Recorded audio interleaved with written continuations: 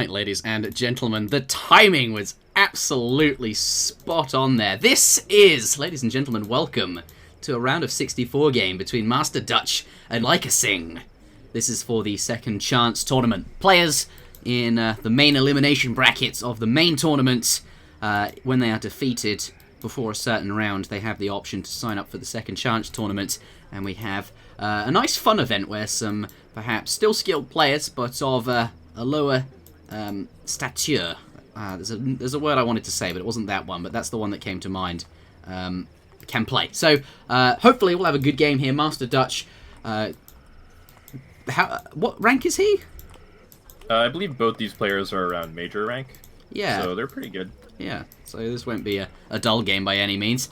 MASTERdutch, here he is in the north of the map in the colour orange, playing as indeed...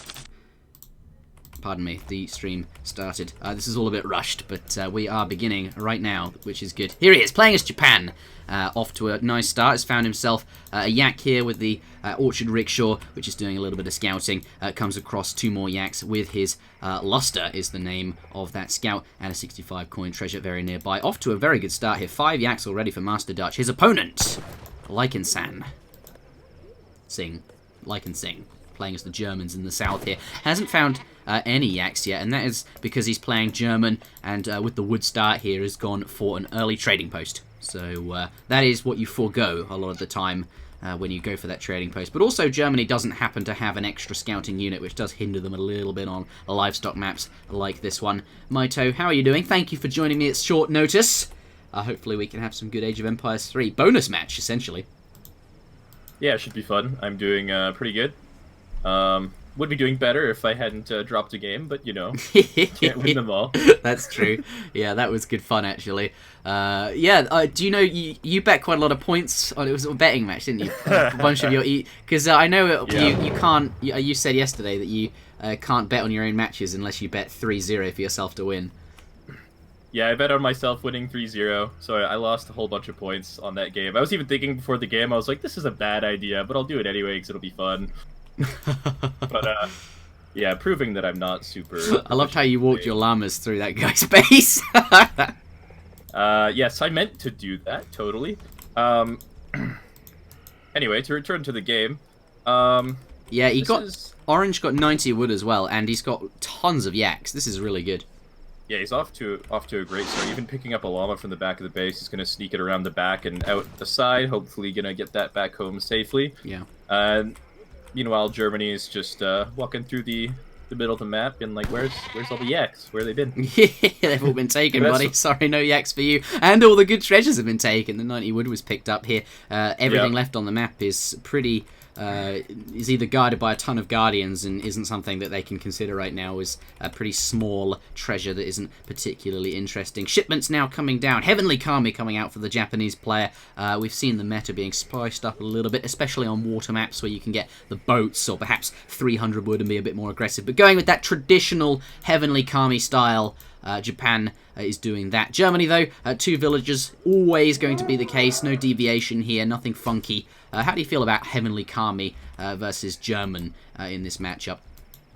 Personally, I think it's pretty good against German. Depends a little bit on the map, but in this particular on this particular map, and with the insane H1 he's had, he's even grabbing 50 wood just outside of likansing's base. That's a little bit unlucky. Yeah, it should be fine. He's also aging pretty early. He's got 4 bills on the Wonder, so he'll be up safe and everything. Not going to get as many shrines in transition because of that, but most likely he'll get up a little bit earlier and then send 600 wood earlier and then start dropping shrines. And there's not a lot Germany can do to punish that super hard. They can still make like a forward base and like pikes and start sieging shrines and stuff, but for the most part, they can't really like outright kill Japan or anything like that. Yeah, I always worry about this kind of matchup.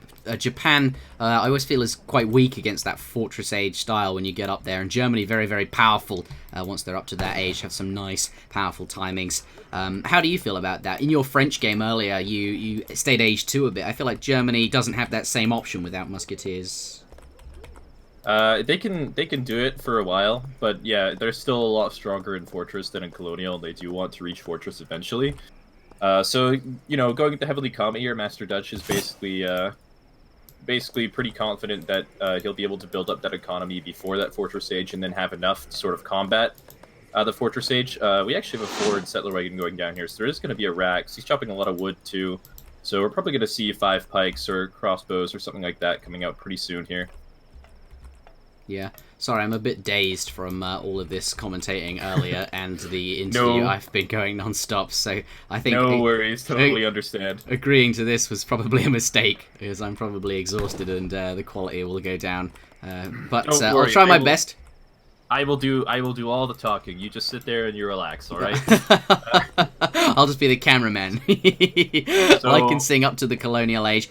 600 wood, though, has come down for the Japanese player. Yeah, it's actually a bit of a late age up for Germany as well, whereas Japan aged quite a bit earlier, almost a full minute earlier than Germany. Germany had aged 1 villager late, so he's going to be up at like 510, and that monk as well was just sitting on top of the settler wagon, and so likansing will be returning home rather than dropping a forward base. Looks like he's transitioned vills over to gold as well, so he's going to be changing up his plan a little bit. Maybe we're going to see a stable or something like that go down soon, and see some Ulans to... start harassing the monks that are shrining and stuff like that. Yeah. Looks like MASTERdutch... Going to be a Rax. Oh, in the German base. Oh, okay, so no stable here. Isn't going to be harassing the explorer in the same way. Though it looks like it is going to be doing something in the colonial age. Going to be able to make some pikemen, and that is something Germany has access to. So going to be able to see shrines perhaps in a different way rather than harassing the monks. Let's take a look at the Dutch player's base, though. Sorry, I say Dutch. His name's MASTERdutch. The Japanese player's base, actually.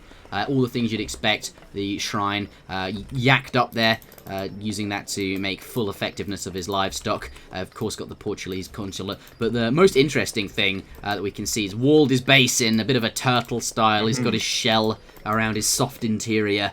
So he's going to be going for that sort of style here. 2 Ulans have come out, so with the cavalry that you get from the shipment is able to harass those monks a little bit, but poofing home with the smoke screen there. But still going to be able to find him. He's still going to be wanting to be out on the map, and those cavalry are lurking. It looks like he's running straight towards him, actually. He's going to find him right away. I guess likansing knows exactly where all of the treasures, all of the hunts are. So that's where you go. Yeah. And just going back to MASTERdutch's base, like, this wall is really, really... it's not really needed, so it's... I wonder if, because he saw that forward villager, and he was sort of camping his explorer on it, but then the villager walked away. Maybe he was a bit concerned that likansing had sneaked some other forward villagers somewhere else on the map, and maybe dropped a forward base that he didn't know about. And so maybe he was a little bit worried about that. But either way, it's a pretty big investment for him right now. It's probably about almost 2 shrines worth of wood. But it'll definitely help him out later. Just gonna hurt his early unit count or shrine count at this stage in the game. Meanwhile, likansing looks like he's added some pikemen, and he's looking to continue up to the fortress stage pretty soon here.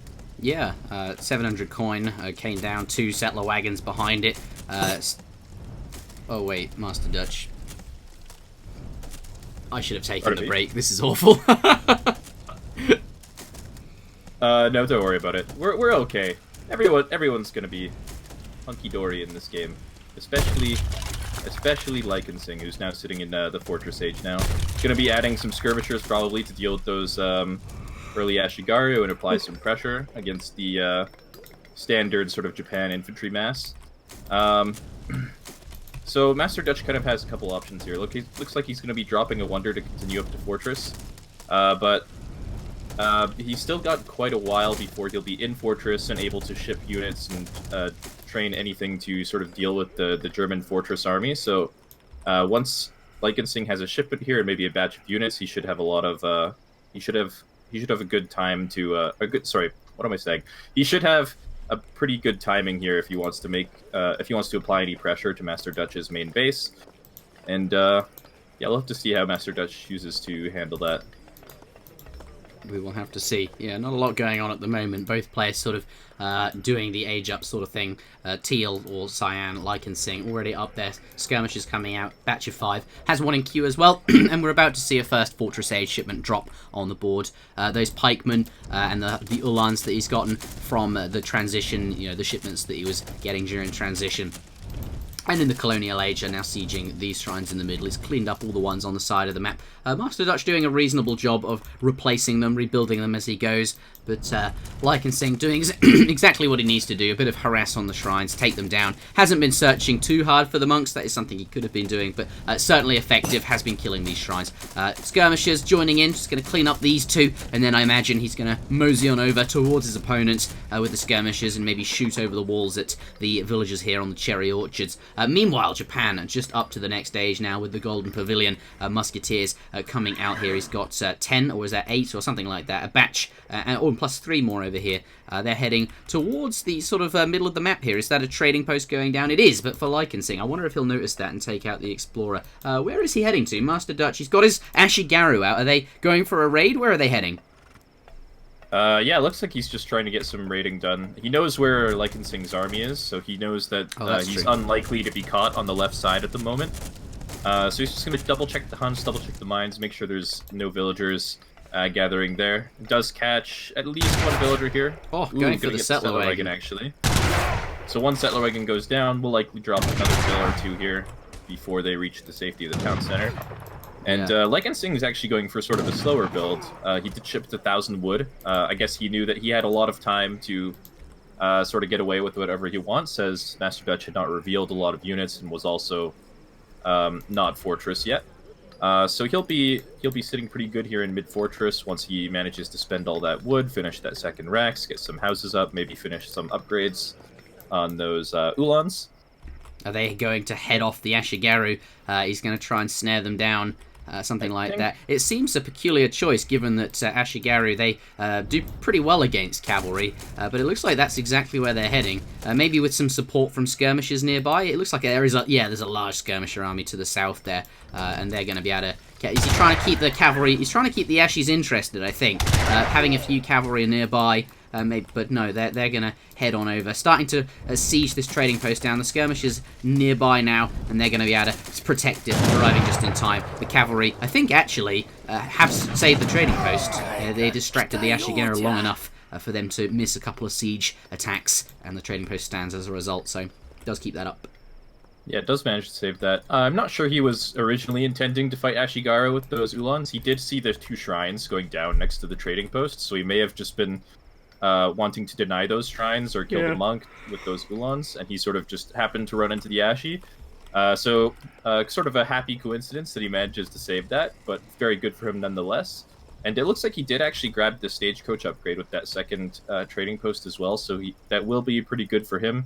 However, he does leave 1 trading post up for MASTERdutch, which will also give him a pretty good advantage. Here we go, a bit of a fight going to be happening. There's a lot of Ashigarus. Thankfully, though, they do have extra speed, and they're going to get on out of here. There's no way they want to stay anywhere near those skirmishers. So, going to head away, going to head home. He's also got out... There are other Ashis, though. There's another batch to the south. That's exactly where likansing's now sending his skirmisher mass. He sees them, the explorers there. This could be a little bit dangerous. They're a little bit out of position. The skirmishers covering their way for retreat now, and he's got the, this other batch. Two batches not together. This is not good. Yeah, it looks like they could be getting caught, but likansing unfortunately just missed the opportunity to snare those Ashi. He might be a little bit distracted by the second group of Ashi that's now come into the line of sight of this barracks here. And yeah, it looks like he's going to be running back to try and deal with those. Looks like the trading post has also gone down to a couple of Yamabushi clubs in the middle of the map there, and MASTERdutch will be grabbing that trading post for himself. Meanwhile, these Ashi are getting a couple of good trades off of these skirmishers. It's 3 for 1 at the moment, but with the addition of the larger mass of skirmishers, looks like he will be getting out of there, and it'll be more or less an even trade. Yeah. Meanwhile, Musk's on the other side of the map. no skirmish has been sent to deal with these. They're just sieging down the trading post. So he's actually doing quite well. Orange doing all the right things, except here he's walking back, bleeding out a few musketeers, just being shot a little bit clumsy. Does manage to get this group away though. But Likansing has all his army clumped in one location, not being particularly flexible or mobile. And these Ashigaris is taking down the trading post, and he's paying for it there. Looks like these 4 are going to just shy away. It looks like the explorer's seen them now, so maybe they'll go back. They could be a bit of a pain in the side as they go back towards the base and might end up killing villagers or something. Certainly like these ones are doing. MASTERdutch, lots of raiding going on, and I think Likansing just trying to take all that pressure away. Look at all these disciplined Yuumi though. Holy. Yeah, with the Yuumi and the wall and the flaming arrows, looks like this push isn't going to be super successful. And MASTERdutch is really doing a good job of keeping the German army sort of under control. He's got both these raids going down on both sides all the time. He knows that he can't really get pushed in his base with these walls and the Yuumi and the flaming arrows behind it. And so he's just doing all he can to distract Likansing. Even has cleaned up all the trading posts, now has the complete stagecoach line for himself, which is definitely going to be hurting Germany a little bit here. And just picking up bills left and right, while meanwhile he just completes his boom. May even be looking to go industrial at some point in the near future. And yeah, Germany sort of has to think about making something happen here, but he doesn't look like he wants to. That's going to be painful. To that base. Yeah, going to take on the Ashigari. He needs to get rid of them, but using the Uhlans to do it, which have very low HP and are going to be does clean them up, but it's going to take some significant damage. Yeah, it's not a super bad trade. Looks like he didn't take too many losses for that, so it's probably more or less even, and he does manage to get rid of that annoying raiding party, so he will be happy about that. Yep. But as a result of all this raiding and his sort of lack of commitment to any sort of attack or sort of ability to defend those raids, as a result, he's sort of behind in military now. MASTERdutch is feeling a little bit more comfortable to leave his base now that some of those Uhlans have been cleaned up. And looks like a few of the skirmishers will get picked off here. Flaming arrows maybe doing a some couple work. of the bills too. One settler wagon going down. That's going to be a nice pickup for MASTERdutch. Yeah. And yeah, this is a rough situation to be in for Germany. He's dropping a second town center now in the back of his base to try and sort of combat that that economic advantage MASTERdutch has. But at the same time, MASTERdutch dropping a town center of his own in the middle of the map. And just covering all bases here. It looks like he's just got excellent. If you just look at the map, you can see Orange just has way more presence. It might be those trading posts and the fact that his army's a bit further forward that's creating that sense on the minimap. But here, parked outside his opponent's base, and now going to start sieging down these military buildings. They're going to make making something happen. It's going to force the German player's hand. Here come the cavalry in response. They're going to want to get up towards those flaming arrows and the Yuumi to try and do some damage. But lots of Ashi here. He's got the defense he needs. Looks like they're now going to scare away those Uhlans. They're a little bit afraid to go in, waiting for the skirmishers. And this is where a fight is going to be happening. Here we go. Uhlans coming in now. Those flaming arrows being attacked by the Uhlans. The Ashigaris going into hand combat. A lot of them, though, parked up in the back and not able to go into hand combat. These Uhlans doing quite nicely, getting on top of the Yuumi here and going to do lots of damage. The trouble is low HP. They're going to melt away quite quickly. And now it's just skirmishers versus this infantry of the Japanese player with a few flaming arrows still standing. And that is going to be the deciding thing that makes the German player want to get off here. He calls the GG, realizes that with the Naganatas on the side, forcing him off all of the economy there, that his opponent also has all the trading routes, and he knows he's up against Japan, which has a ton of shrines and has to surely be ahead economically, is going to call the GG.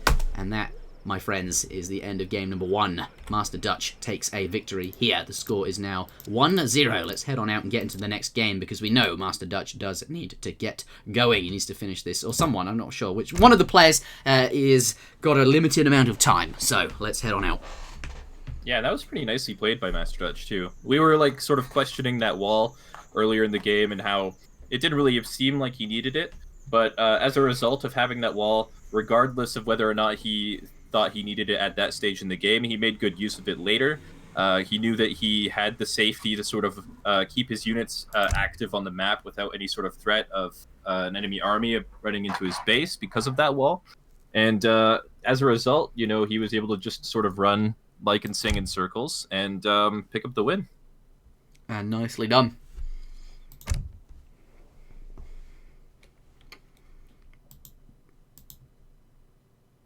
Alright, so the second game looks like it's going to be on Hudson Bay. MASTERdutch has locked in British.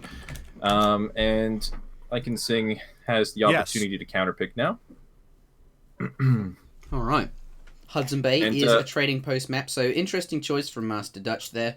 I suppose he's got other civs up his sleeve if this does go to the next game, which is, I expect, on a non-trading post map. Not certain, I just assume that would be the case. Looks like, though, we're going to have a British mirror.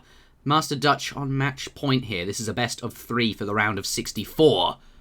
I think round of 64. Certainly one of the earlier rounds in this second chance tournament. For those just tuning in, this is indeed the second chance tournament where players eliminated from the ordinary primary tournament do get to go and have a second chance. A bit of fun in this event up against other competitors that were knocked out.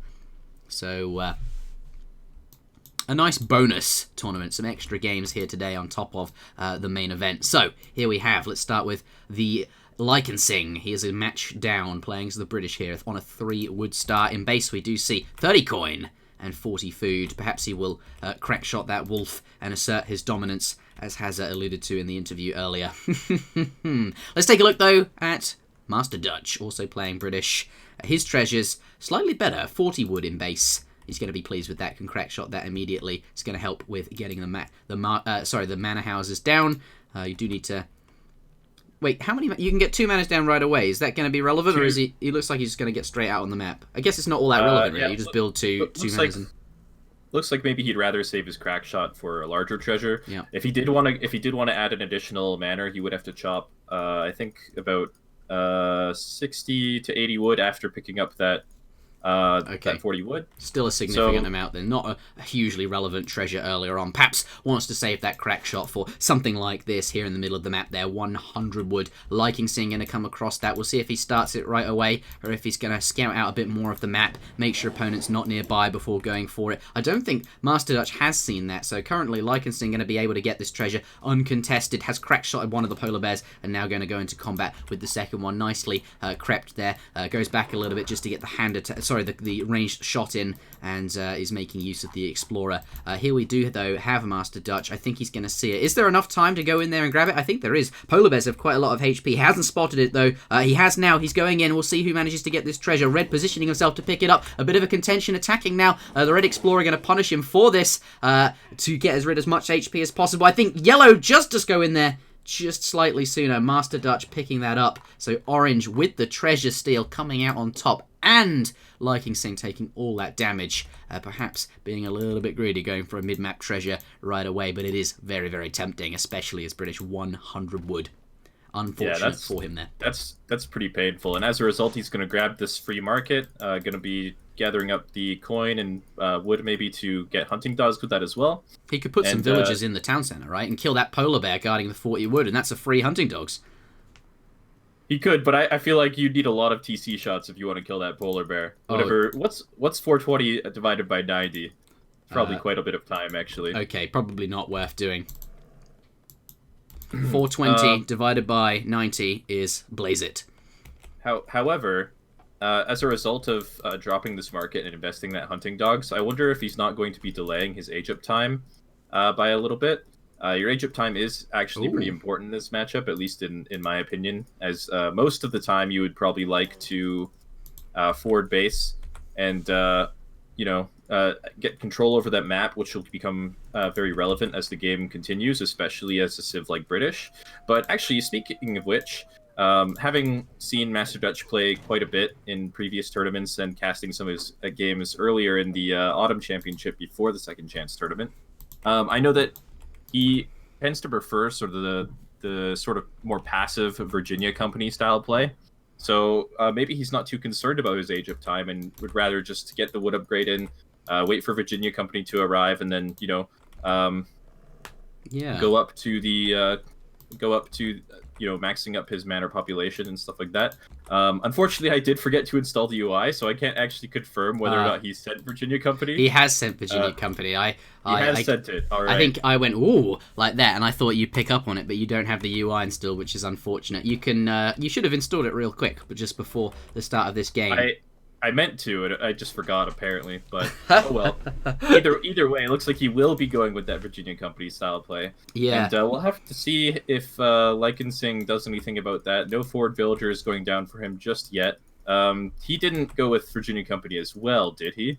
No, he's gone with the ordinary 3 settlers. So we do have a deviation here. You said MASTERdutch likes to go with Virginia Company and play a bit more passively. Currently, he's got his hunting dogs in. Not quite got the gang saw yet, but he's going to be slamming down a bunch of manors here. But no, likansing gone with the traditional 3 villager age up. I'm going to play a more standard style. But as you mentioned, no forward villagers just yet. And he is just about to hit up to the next age. So... oh, 2 villagers now going forward, but I expect just to that hunt there. Doesn't look like they're going to be going... Oh, no, he's going past. So a little bit late, but is going to go and build a mid-map barracks. And I imagine that outpost wagon is going to head on over there as well. Now picking up the 200 coin on the floor. First shipment will be being sent now, and that will be, I imagine, 700 wood. He is up to the next stage before MASTERdutch, so he does have a bit of tempo going into this colonial age portion of the game. Yeah, so he will be getting some map control. He will be a little bit behind in economy at this in the early portions of colonial as he pays for that. But should be pretty good for him as the game continues. And MASTERdutch not looking to drop a military building anytime soon. It looks like just going to be continuing to drop manors. And knowing him, I think he'll probably go for longbow pike as well. Instead of the typical sort of musketeer start that we see. So we'll have to see if likansing chooses to make any adaptations to that. It is pretty difficult to try and push into your opponent's base when there's a big manor wall with longbows behind it. So he may have to think about aging or maybe adding hussars or switching to longbows of his own. And only time will tell, I suppose. 700 wood now coming in for likansing. Gonna be adding a market and getting some additional manors, potentially dropping a second Rax pretty soon, although he may want to wait for 600 wood, and 700 wood also coming in for MASTERdutch. And it's probably important to note that MASTERdutch actually chose to age with the Philosopher Prince as well. Huh, yeah, he did. So he's not going to be having an outpost or anything to defend against any sort of early musketeers or anything like that, but again, he does have that manor wall, so he shouldn't be too worried about any early pressure. And that's quite interesting. Maybe foregoing that outpost and 200 coin just because of the manor wall and thinks, oh, I've got adequate defense here. My opponent won't really be wanting to push into that anyway. I can forego the outpost and get a bit of an extra bonus, a bit more few villager seconds worth of food. And that's going to push him a little bit further ahead. Currently sitting on 170, now 180 population here. So almost maxed out all of the manors. And if we take a look at the recalculated unit population, a ton of villagers here. That is a little bit deceptive early on. Of course, it does take a while to pay back. He's just invested a ton of wood into essentially... something that takes a while to pay off. But then, equally, Red is doing that too, and he doesn't have Virginia Company, but does have this musketeer army. I'm not certain he's seen the manor wall, but those musketeers are going to have a hard time getting through. We'll see what happens. I think, though, MASTERdutch in a strong position. He's going to make a few longbowmen, get that second Rax up here, and then probably mosey on up to the next stage when he's feeling comfortable. What do you think? Yeah, it doesn't look like likansing has really done a lot of scouting across the map. And, yeah, it doesn't really want that explorer to be scouting him as well. But what was I gonna say? Yeah, it looks like MASTERdutch is gathering quite a bit of coin around. No, he has switched his vills off of coin. Never mind. So I'm not entirely sure what his plan is at the moment. But one thing I did want to say about this difference in build orders is that even though likansing is behind in economy for the moment, he does have the opportunity with that map control to construct manors in the middle of the map or other parts of the map, and as a result spawn those villagers directly onto those resources. And so as a result, he's not going to be sort of as oversaturated on the resources at home as MASTERdutch is. As we can see, MASTERdutch has almost 15 vills on this one hunt alone.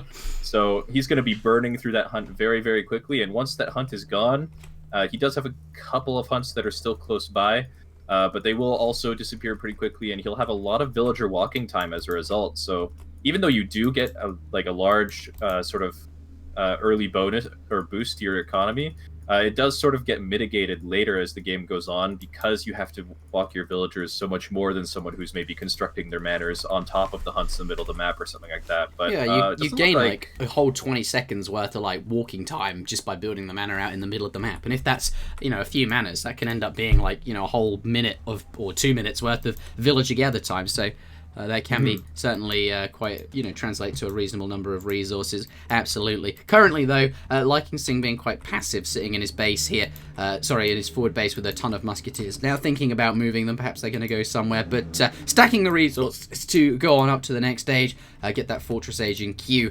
He's not going to be that far behind MASTERdutch, who has got it in queue, sitting here with a massive longbowman. So they've both been creating a bunch of units, and I think things are fairly even at this point in the game, though MASTERdutch does have a villager lead, which is going to put him ahead, but maybe not as much as we think it would, for the reasons we've been mentioning. And I just want to quickly mention, apparently the donation bar is on top of the UI at the moment. Oh, wonderful. I am just brilliant at this, aren't I? Yeah. And maybe the game sounds are a bit too loud, I think Comet K said, but other than that, we're all good. So yeah, looks like likansing is going up to the fortress age.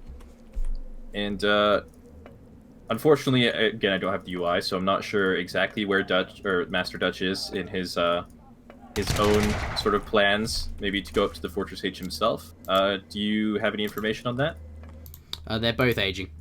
Both aging, okay. Yeah, they're both aging at roughly the same time. MASTERdutch slightly ahead. Gotcha. Okay, so that'll be once MASTERdutch hits fortress age, he'll be wanting to send Falcons and sort of try to break out of his base, and whether or not he is successful in getting out of his base will sort of determine the rest of the game. He is adding in some pikemen now, just in case of any maybe hussars or something like that. But yeah, we'll have to see. Likansing again is behind in economy, but with this map control, it's very it could still very well much in likansing's favor as long as he manages to hold that forward base. Yeah, and it's not like he's gotten tricked. His opponent's gone up to the fortress age, and likansing doing the same thing. So he's not far behind, although MASTERdutch is going to have that first shipment first. It's on MASTERdutch. This is his prerogative. Is that the word? I don't know. MASTERdutch has to be the one pushing out here. He's pretty much out of resources. This last caribou about to run out. Villagers all gathering wood here. Maybe he'll build mills or something like that. I doubt it. But certainly he has to get out on the map now. That's something he has to do. So Red going to be waiting for that coming to him. Thing is, though, longbowman very, very effective versus the musketeers here. But maybe a falconet shipment, something like that, can even it up. Yeah, and it looks like he's actually even deleted his own market just to get his units outside of the base. Yeah, he's got all the upgrades. Yeah, just wants to make sure that he can leave the base as quickly as possible. Hopefully before likansing gets that 2 falconets shipment in, maybe he wants to get the outpost down as soon as possible, or prevent the falc shipment from coming to the outpost, which will buy him a lot of time to sort of pound away on the racks and stuff like that. Yeah, I was going to say that's something he certainly can't do now, ship it to that outpost. And as a result of that, it now has to walk all the way up the battlefield. So very well done from MASTERdutch there. I'm not sure if it was intentional, but certainly by sitting on this outpost just before his opponent gets up to the fortress age, he's going to net himself a huge advantage. He's going to be able to take out a few of these manors in the middle of the map, and more importantly, these military buildings here. And because the falconets aren't ready just yet. Looks like we see a forward barracks going down. MASTERdutch wants to get out on the map, being able to reinforce it. Longbowman taking a few volleys at these musketeers here, which are now veteran. Longbowman setting up, cannons now setting up. Take a volley. Oh, look, they're all bunched up just as the shots go off, and this is going to scare the longbowman away. Quite a number of pikemen there. Maybe overdid it, as there aren't any cavalry, but certainly they're going to be very effective at protecting these squishy units there. Sadly, not from falconets, though.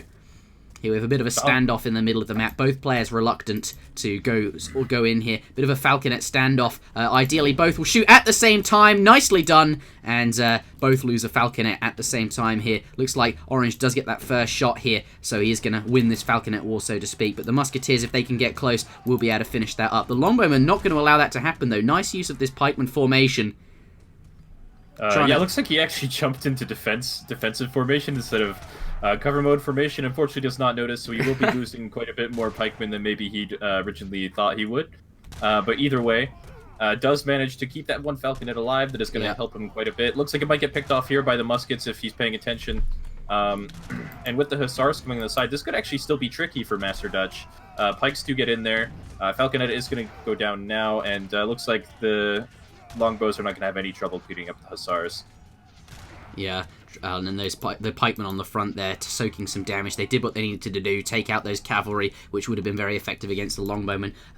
Likansing did manage to take out the falconet in the end. It was a fairly close falc war, but did have to commit a few musketeer shots to finishing it off. And obviously, whilst you're doing that, taking damage all that time from longbowmen. Going to get a volley off here. Does take out a few HPs on those musketeers. Takes out the final racks here. Looks like Likansing trying to rebuild frantically in the back. Maybe though it's a little bit close to that front line. Looks like these longbowmen are going to directly target the villagers. Might have to abandon these constructions. A few longbowmen popping out on the side here, able to go straight into hand combat. Pikemen though ready to respond, coming in around the side. Musketeers trying to get into position. They want to focus down the cavalry, down the pikemen. Cavalry now going around the side there. Pikemen moving to respond to that. Only a couple of cav there. We won't be seeing a new batch for a moment though, but five shipment. Cavalry shipment. And this is going to be enough to clean up the army, I think, from MASTERdutch, or sorry, for Likansing here. And this is exactly what he needs if he wants to get back into the game. All of his villagers are gathering in the middle of the map, so he will manage to wrestle back map control. It looks like actually going to be a little bit close on this fight. There is some more pikemen coming in, but the longbow count is dwindling, and the hussars are going to be able to manage to sneak their way around onto the longbowmen at the back, it looks like. And with the reinforcements being closer for Likansing here, it looks like this fight is going to go well for him. And as a result, he is going to manage to wrestle that back control. But as I say that, 10 more longbows are coming in. But I guess the real question is how long until another batch of hussars pops out of this army, right? There's only, a handful of pikemen left. They do still have reasonable hit points, but with maybe like one batch of musketeers on top of that hussar batch, he might be able to clean this up. And no, only gets out 3 hussars. Yeah. So right on top of the pikemen as well, which is not ideal. Has got some musketeers in queue, but only 2. They're not ready to be popped just yet, and I think these cav are just going to go down. There is an orange artillery foundry going down though. It's sort of in the middle of the map near the trading post, so going to be transitioning into cannons. He's got the coin ready for that, 1.5k coin stacked. So that if he is he's got 2 falcons in queue, so he's going to be fielding, I think actually with this enormous army and then some reinforcing falconets. That's going to be the nail in the coffin. We'll see, though, if MASTERdutch can bring it back. That is quite a big longbow mass to deal with, though, and being forced off. Foundry of his own, but and Yeoman just coming in, so these longbowmen very, very scary. What do you think of that artillery foundry? It'd be lovely if he could get it up, but it seems quite close to the front line. Yeah, it looked like he wanted to place it a little bit early. Unfortunately, maybe one of his units was blocking it at first, so it didn't actually get placed. And it is going to be easily spotted by the longbows here. Villager is going to go down, so that is not going to go up. He is dropping another one in the back of his base, but even if he does manage to get that artillery foundry up, like MASTERdutch has his own artillery foundry up, and with 4 falconets popping out now, so there they are. It's a long road back into this game if Likansing Look at these villagers nearby. Do you think they could do anything? Could they get on those falcs and cause some issues? Probably not.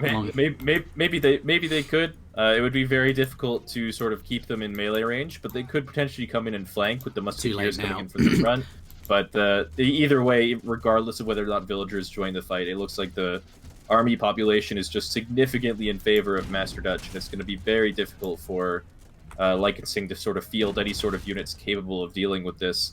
And that TC is going to go down very fast to the falconets and the pikemen, forcing Likansing to bring up his musketeers. And I think this is going to be all she wrote. As soon as these dogs not quite getting the volley they wanted, Likansing stepping back at just the right moment to avoid those cannonballs. But the town center is down, and I think that it doesn't really matter how many cannons Likansing has coming. He's probably dead in the water at this point.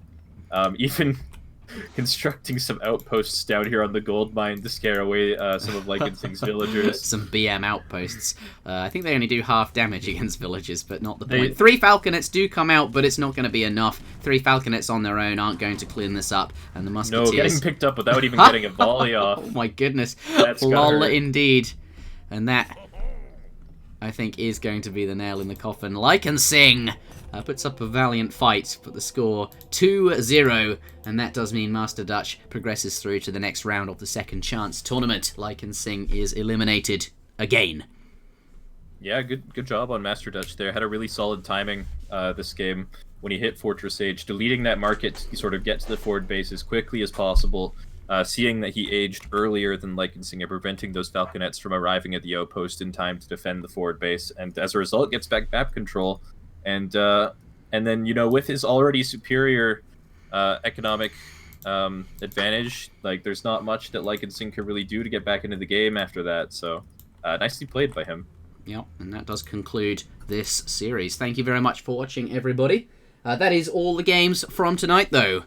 So do tune in tomorrow. We will have more Age of Empires 3 then. But that is it from ESOC, from me, from Mitoe, from Wicked Cossack. Thank you very much for watching, and good night.